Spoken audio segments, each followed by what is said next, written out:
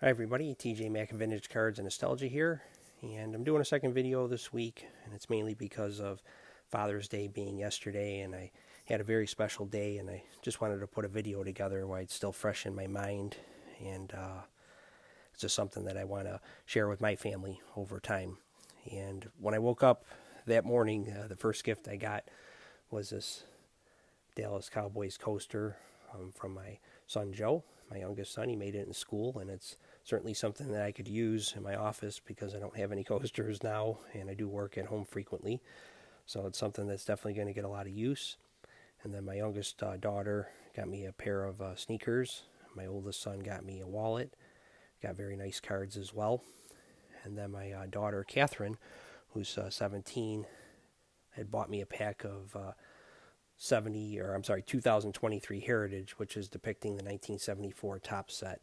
And when we started going through the pack together, some real special memories came out of it that I want to share with you today. That's more than just these cards here, but leads into some other items that her grandfather had with my father-in-law within his collection that I'm going to show today, and a special card I got that connects to him and some of the things that he shared with me over time. It's a new card that I've added to my collection.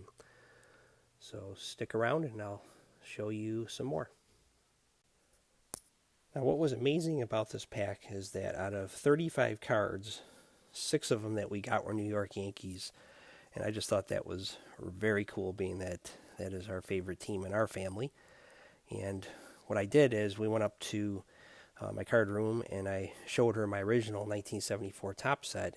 And why this is extra special is that 1974 was the year I was born. So it was neat to go through and just share the cards from the year of my birth along with these ones that she got. And then one of the cards we got was Anthony Rizzo, and I think it's kind of neat that it's very similar to the Ron Blomberg card. Take a closer look at that. And we're just talking a little bit about collecting, and she asked how much packs were when I was a kid compared to what she paid for this one. A little different nowadays versus how it was back then when I was young, but such is life.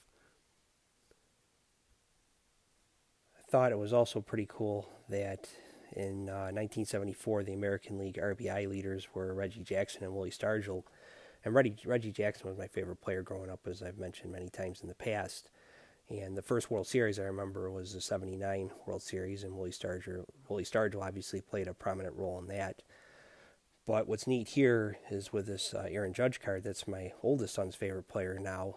So I have that connection in this pack, being that Aaron Judge, again, is my oldest son's favorite player, and Reggie was my favorite player growing up. So I thought that was pretty neat.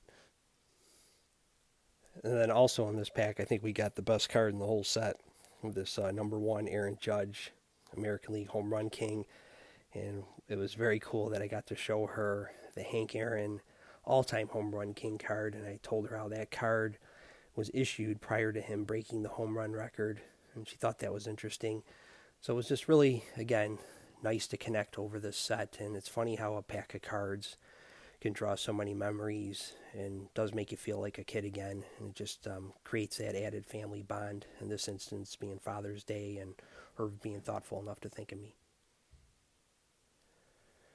And then even afterwards was extra special because we went to where I store her grandfather's magazines, and I've never really talked to her much about the magazine collection that he had, so I thought that was a good moment of time yesterday to do that. So I'm just going to go a little bit over what we talked about and some of the magazines we went through. Well, what we did is we opened up the boxes I have them stored in, and we just started thumbing through them and just looking at all the different covers. And I just picked a few out here that I just want to talk about today. The one that she tended to like a lot is this first one here. And it's interesting when somebody's not a collector and they look at something differently than how a collector does, because this cover here really is a piece of artwork. As you can see here, a college basketball game back from 1951 was when this issue came out. And it really is just a beautiful piece of 50s art. And it's just beautiful how they show the motion here, and you can see the hair moving on the referee to depict action, and you got probably a center there leaping up to sink a shot, maybe a game-winning shot. And it's funny how small number 8 looks for the opposing team as 17 takes the shot. Just a very cool old cover from back in the day, and that's one that stuck out to her. But the other thing, too, is that she liked the ones that had the subscription labels on them, which, I'm a collector that tends to not get those if I can. But as a non-collector, and especially being that it's her grandfather, she can see the actual magazines that he had sent to him back in the day. And this is a sport magazine from 1953 with Ferris Fain on the cover. I'm going to talk more about that one in a minute here. But the other one I wanted to show, and I always show the Sports Illustrated with Al Rosen, but this is from 1953, and this is one that he had from Inside Baseball that has Al Rosen on it that we found in the collection. And I shared with her that was his favorite player growing up, or at least one of them, and wanted to show this magazine to her as well. Just beautiful artwork on this cover with the photograph, and then you just got the bright yellow that really stands out. One of the things she also got a kick out of was the advertising in the magazines. You'd see like the old white wall tires that were on the cars of the day, and just the advertisement for shoes and the fashion. Just a very different time. Even the artwork on the subscription cards are a lot different than what you would see in a magazine today. Just a step back in time, and I can just envision my father-in-law getting these magazines in the mail and going out to his mailbox and grabbing them, and then going back to his room and reading about the latest stars of the day. And he was probably only a couple years younger than she is today, so it's just a nice added family connection.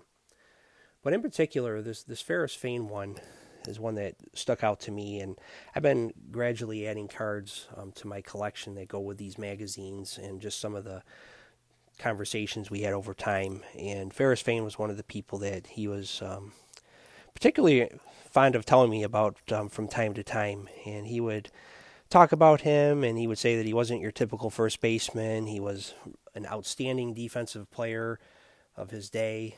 And I think what's really cool about this cover is just how he's leaping up in the air with his glove hand stretched out, maybe looking to make a catch. And that was something that Fain was noted for, was his great defense.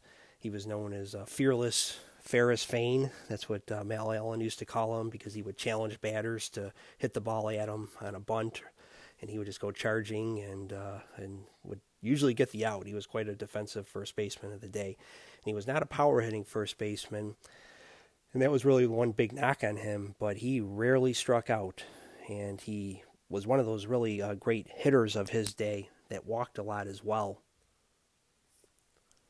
Fain, I believe, was a 5-time All-Star. He only played from 1947 to 1955. He got a late start in his career, but he won 2 batting titles. He won the American League batting title in 1951 with a .344 average, and then again in 1952 with a .327 average. And he had 105 walks in 1952. And believe it or not, his on-base percentage is actually 3 points higher than Mickey Mantle. Fain had a .424 on-base percentage, and Mantle for his career had a .421. So what I did here is I picked up this 1950 Bowman card of Ferris Fain leaping in the air. It goes really nicely with the magazine. And about a year or so ago, I've showed this card to Alex Bowman 53, as well as Nina S. from, that's the name of her channel, but Nina from Nina S. And she was collecting some first baseman cards, and this is one of my favorites because it depicts an action shot at first base, and it kind of shows Fain's personality and his love of defense. And I'm going to take a closer look at this card so you can see it better. You can see there Fain leaping over, and the shadow beneath him, and the ball planted firmly there in his mitt. Just a beautiful card. Got a nice stadium backdrop there as well. It's been one I've been looking for a while, a nice example of, and I finally found one and added it to my collection. But one of the things with Fain that was his downfall is that he was a pretty feisty person. He would get in fights with his teammates. He wasn't very popular. He was a heavy drinker. He got traded from the Philadelphia A's to the White Sox, and then he fell out of favor in Chicago, played a little bit in Detroit and Cleveland, and then he was out of the league. And even in retirement, he remained feisty. He was not a fan of Reggie Jackson. He said Jackson does not belong in the Hall of Fame any more than my grandmother does. How many runners did he keep from advancing with all those strikeouts? That's what he would often say. And then he'd say in the 7th game of the 62 World Series, the Yankees had the bases loaded with no outs in the top of the 5th inning, and Tony Kubek hit into a double play, scoring Bill Skowron from third base with the game's only run. And Fane pretty much put it in perspective. He said, even hitting in a double play, you can knock in a run versus striking out. So I just want to end this with, I had a great Father's Day yesterday and just a special moment with my daughter, my oldest daughter. And even though she's not a sports car collector, the stories and the items I have matter to her because they speak to our family and our love affair with sports that has been passed on through the generations. And that's why it's important that I use my YouTube platform to chronicle my collection so they know what I have and what it means. And I'm pretty confident that some of these items will continue to live on within the family. So you have a great day, and we'll talk again soon.